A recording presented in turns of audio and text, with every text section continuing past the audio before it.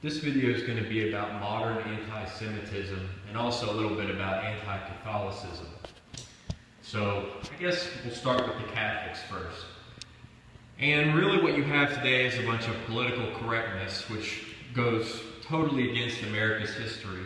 If you look at really what happened in the Civil War was, people always make it out that the Republicans and Lincoln, that they had, they're the so-called good guys. They want everybody to be equal and all that BS. Well, the Republicans were great back then, and I think that that is really a model situation. You want to have a party that's shutting down the ignorant South and slaughtering rednecks by the hundreds of thousands. That's really what you want in a party. And remember, at the same time, the Republican Party freed the blacks, but they were also virulently anti-Catholic and anti-Mason, because the Republican Party, to an extent, came out of that anti-Masonic party. They were against all these, covert control groups, the old equivalent of the New World Order that we talk about today. And that's what you want. You need to be against the Catholics. So let's go more in depth. Let's look to today. Today's liberal propaganda says that, everybody should be tolerated and, everybody should be respected and all that BS. No. Catholics worship a fucking man. You worship a man that dresses up. He likes to play dress up. He puts on this big outfit. They have all this wealth and jewelry and whatever. And he's just a man. You don't worship a man. That is so heretical to tradition. You don't worship a man.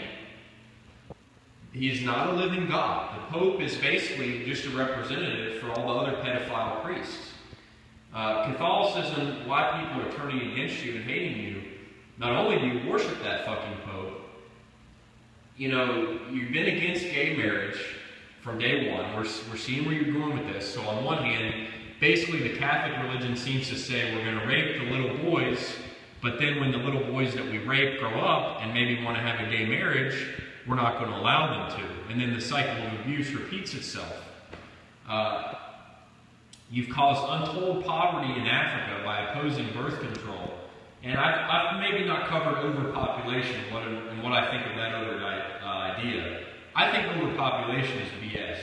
But the problem is, you Catholics are going into these poor countries and they don't have the wealth to support their current population. To define you as a rich country, you need to have enough wealth to take care of everybody, and your rate of wealth creation needs to exceed the rate of population growth. You can't just go around and fuck people and expect that you're going to be wealthy because of that. But if you're a filthy, stinking Catholic, you think otherwise. You think, wealth is just going to be created, because I went out and had sex. No, that's not how wealth creation works. Go back and look at Europe. The Northern European nations were very wealthy because they had small nuclear families. And these were the Protestant nations, or before that they had been, some other kind of pagan tradition. Small nuclear families, strong tradition of property ownership, and that they would grow the economy faster than they would grow the population. That's how you get rich. But you have the pedophile Pope goes down to Africa and says, no contraception for you. Just keep getting AIDS, keep fucking without protection, it'll all be okay. God will work it out in the end. Those of us who are smart see through that BS. So that's 3 good reasons right there why people are anti-Catholic. You worship a fucking pedophile, you're against gay marriage, and also you're against birth control, which is just such a simple and effective thing. So now let's go on to the main topic, and one that's probably a little more controversial, and that's the Jews. I think recently I've become very anti-Semitic, probably within the last 1 or 2 years. I might have said a video a few years ago, someone was accusing me of being anti-Semitic, and at that time I don't think I was. But really, what I've come to see is you cannot trust a Jew. It's just a basic fact of life. Everywhere you look, they're always trying to screw you out of money. I've had to deal with some personally. And of course that's only one reason, is the money aspect. But what does it really mean to be a Jew? Let's go back into some biblical history. This might not be actual history, but this is what the Jews actually believe. They somehow think that people today should worship them and see them as God's chosen people. Remember, Zionism and going in and killing Palestinians and stealing their land is not a modern phenomenon. If you believe all that ancient, Jewish, Christian, and religious texts, the Jews went in there and they stole that land before. There were people living there, they called them Canaanites, and there were other names for them. And the Jews went in and they just slaughtered the people that were living there. That's according to the biblical tradition. Whether that's true or not, I don't really know. But they're proud of that fact. They're proud, that they're murderers. Their religion is a murderous religion. And you cannot respect Judaism or Christianity because the fundamental principle of it is God wanted me to have this land, so I killed for it. So that's one reason not to like the Jews right there. You don't get any brownie points with me just for going in and stealing land. I mean, that's not a reason to respect you. So let's give another reason. They fucking chop off the foreskin of their children. That's child abuse. If you go, say if you had a young girl, if you took a bunch of scissors to her vagina and cut off some of her vagina, people would be outraged. You don't chop off the foreskin of your child. I don't care what you want to call it. If you have a kid and you do that to your child, you are unfit to be a parent. Your child should be seized from you, and whoever performed the operation should go in the oven. And fortunately, in the Holocaust, many Jewish doctors who had probably done that operation did go into the oven. And in their case, they got exactly what they deserved. And right now, they're burning in hell. Because you thought that it was okay to abuse a child and chop off their foreskin. So that's strike number 2. Strike number 1, you steal people's land. Strike number 2, when that's not enough, you chop off their foreskin. What the hell is up with that? Let's go into reason number 3. The Catholics, back in the olden days, I guess this is maybe one good thing you can say about them, and the Christian people in Europe had said that, lending money at interest is ungodly. And I don't believe in God myself, but what I do think is that lending money at interest is kind of a scam. Why should you be able to make money just by having money? And I'm not saying that I don't participate in this myself, because that's kind of what you have to do to feed yourself in this scam of an economy. You have to take and leverage your assets.